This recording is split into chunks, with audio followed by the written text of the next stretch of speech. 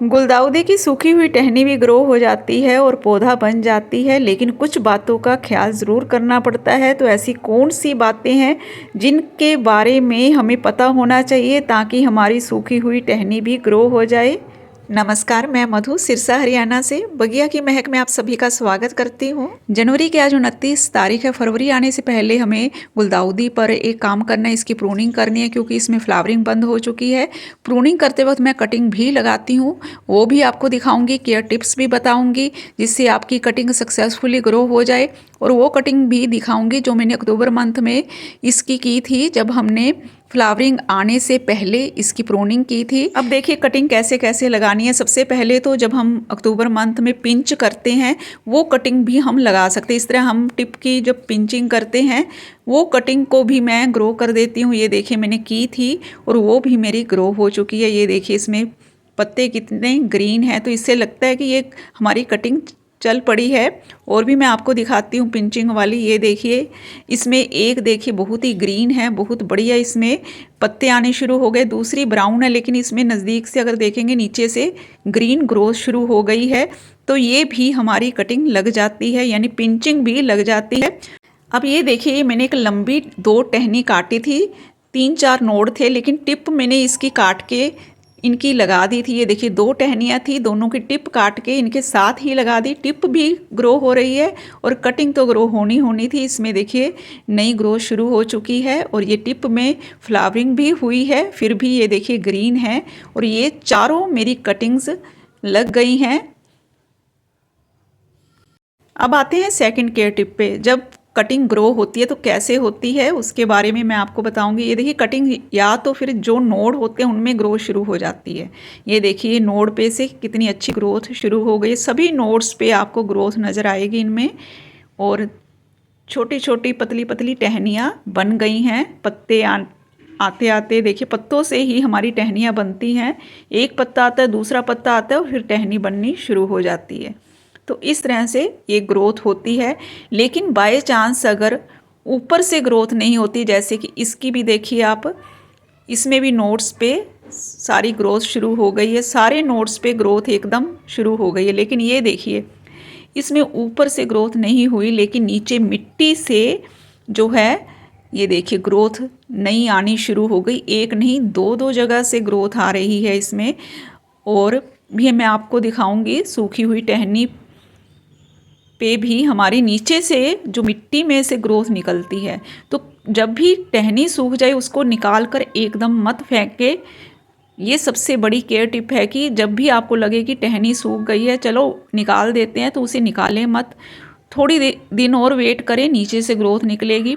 15 दिन का और टाइम लगता है ना। हैरान कर देने वाली बात कि नीचे से तो हमारी ग्रोथ शुरू हो गई, लेकिन ऊपर से टहनी सूखी हुई है। वो इसलिए शुरू होती है क्योंकि गुलदाउदी का ये नेचर है। ये देखिए ये मैच्योर प्लांट है और इसमें नीचे से कितनी सारी ग्रोथ शुरू हो रही है। इसी से ये प्लांट घना बनता है, तभी गुलदाउदी में बहुत सारी फ्लावरिंग होती है, क्योंकि बहुत सारी शूट्स मिट्टी में से निकलती हैं और ऊपर से भी जो है टहनियाँ डिवाइड होती हैं।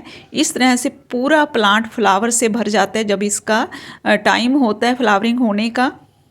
अब कटिंग लगाने के लिए मीडिया कैसा होना चाहिए, तो मैं सबसे पहले आपको यही प्रेफर करूंगी कि आप कोकोपीट में लगाएं। बहुत बढ़िया से ग्रो होती है कोकोपीट में, तो बिल्कुल भी सूखती नहीं है। ये देखिए इसमें कितनी अच्छी रूट्स आई हुई हैं, बहुत ही अच्छी। और हमें पता भी चल जाता है कि हमारी कटिंग में रूट्स भी आ गई हैं। देखिए पत्ते भी आने शुरू हो गए। अब इसको हम शिफ्ट कर सकते हैं। रेत में भी कटिंग बहुत अच्छे से ग्रो हो जाती है, और वेल ड्रेन्ड सोयल भी जिसमें कि कोकोपीट हो और आपकी कंपोस्ट भी 20% तक हो, तो उसमें भी कटिंग बहुत अच्छे से ग्रो होती है।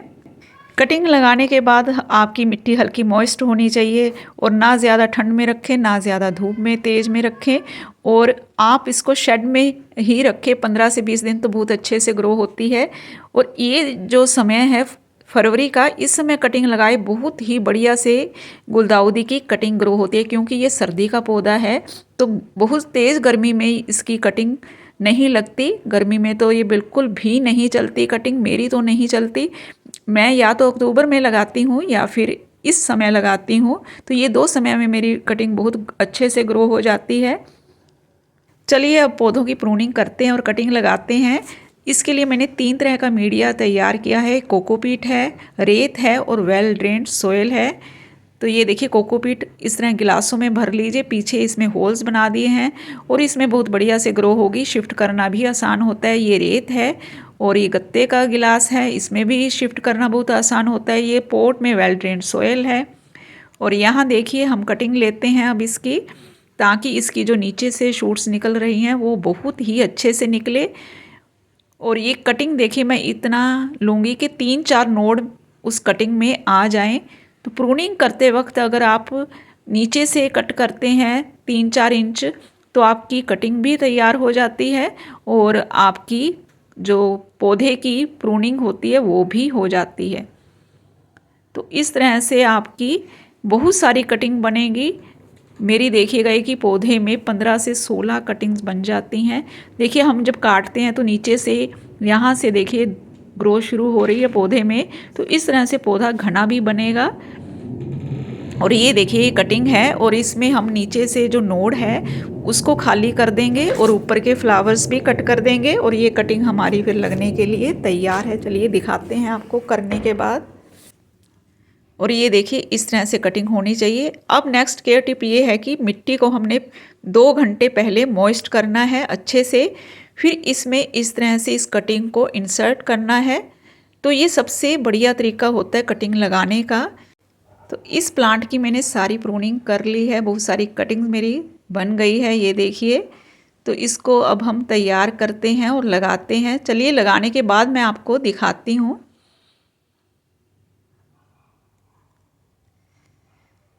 और ये देखिए मैंने सारी कटिंग्स लगा दी है। कम से कम ये 10 से 15 पौधे मेरे तैयार हो जाएंगे।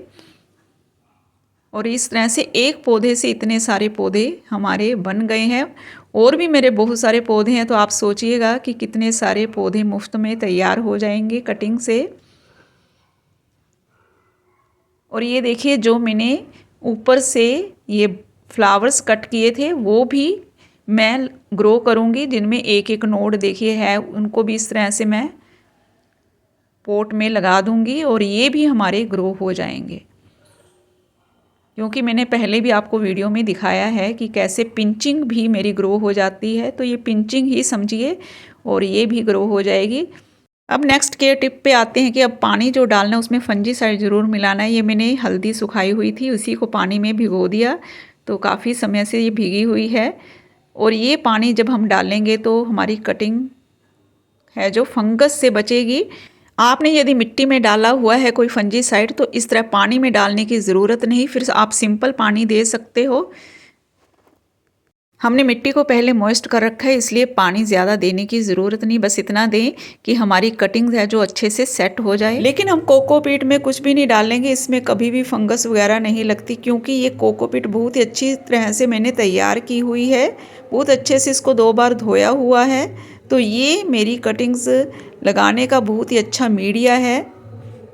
अब मैं आपको बताने जा रही हूँ एक बहुत ही बढ़िया सी बात। जब हम कटिंग ग्रो करते हैं तो आसपास कई बार खरपतवार या घास फूस उगाते हैं, तो वो घास फूस या खरपतवार आपको बिल्कुल नहीं निकालने, वो आपकी कटिंग को ग्रो करने में बहुत मदद करेंगे, क्योंकि उनकी जड़ें फैल जाती हैं, उनमें जड़ों में जो है नमी बनी रहती है, जिससे कि आपकी कटिंग सूखेगी नहीं। कभी पानी देने से भूल चूक हो गई तो कटिंग आपकी बिल्कुल भी नहीं सूखेगी और गलेगी भी नहीं, क्योंकि अगर कई बार पानी ज़्यादा दे दिया तो वो घास फूस और खरपतवार जो है वो पानी को अपने अंदर सोख लेंगे, जिससे कटिंग गलती भी नहीं। तो ये देखिए सब में मेरे ये घास सी उगी हुई है, तो मैंने इनको उखाड़ा नहीं, और इसी वजह से नहीं उखाड़ा क्योंकि कटिंग को ये ग्रो करने में बहुत मदद करते हैं। अब मेरी कटिंग लग चुकी है तो अब मैं इनको उखाड़ दूंगी, और अब पूरा न्यूट्रिशन जो मिलेगा वो हमारी कटिंग्स को मिलेगा, इसलिए इस समय इनको उखाड़ना बहुत ज़रूरी है। तो अब मैं इनको उखाड़ना शुरू करूंगी और अच्छे से मिट्टी में गुड़ाई करूंगी, जिससे कि मेरी कटिंग बहुत बढ़िया से अच्छे तरीके से ग्रो हो जाए। अब बहुत बढ़िया टाइम है पत्ते निकलने का, क्योंकि ये जो मौसम अब आगे बाहर का आने वाला है, यानी स्प्रिंग सीजन आने वाला है, इसमें हर पौधे की ग्रोथ बहुत बढ़िया होती है। और ये जो हमने छोटी छोटी कटिंग हमारी ग्रो हुई है, ये देखना एक पौधा बन जाएगा 5-6 इंच का। अब आप बताइए, है ना ये बात कमाल की कि खरपतवार भी हमारी कटिंग को बचा लेते हैं। और मैं बहुत सारी वीडियो में आपको ये बात कहती हूँ कि जो बड़े बड़े गमले आपके हैं, उनमें बहुत बड़े बड़े पौधे लगे हुए हैं, उनमें भी आप कटिंग लगा सकते हो। तो बिल्कुल निश्चिंत हो जाइए, उसमें भी कटिंग बहुत अच्छे से ग्रो होती है। आपको ज़्यादा कटिंग की देखभाल करने की बिल्कुल भी ज़रूरत नहीं पड़ती। वही फार्मूला है कि कटिंग ना तो गलती है और ना फिर वो जो है सूखती है, क्योंकि उसमें भी रूट्स का जाल बिछा होता है। पौधे की जो मिट्टी में है वो नमी बनी रहती है, ना ज़्यादा पानी होता है ना कम पानी होता है। तो कटिंग फिर हमारी बहुत बढ़िया से ग्रो हो जाती है। अब आते हैं सबसे लास्ट केयर टिप पर कि कटिंग लगाने के बाद रखें कहाँ। अब की बात करते हैं। अब धूप बहुत तेज़ निकली हुई है। फरवरी में देखिए रातें ठंडी होती है लेकिन दिन गर्म होने लगते हैं। ऐसे में आप शेड के नीचे ही रखें, धूप अभी मत दिखाएं 10 से 15 दिन तक, उसके बाद धूप दिखाएं और ठंड से भी इसे बचाएं, इसलिए शेड के नीचे ही रखें। इन सभी केयर टिप्स को फॉलो करोगे तो आपकी कटिंग ज़रूर लगेगी। और भी किसी प्लांट की आप कटिंग लगाना चाहते हो तो मुझे कमेंट करें। अगर मेरे पास वो प्लांट होगा तो मैं उसकी कटिंग लगाना आपको ज़रूर बताऊंगी। और इसी के साथ ही मैं आपसे विदा लेती हूँ। फिर मिलेंगे नेक्स्ट वीडियो में नए टॉपिक के साथ। तब तक के लिए नमस्कार। Happy gardening.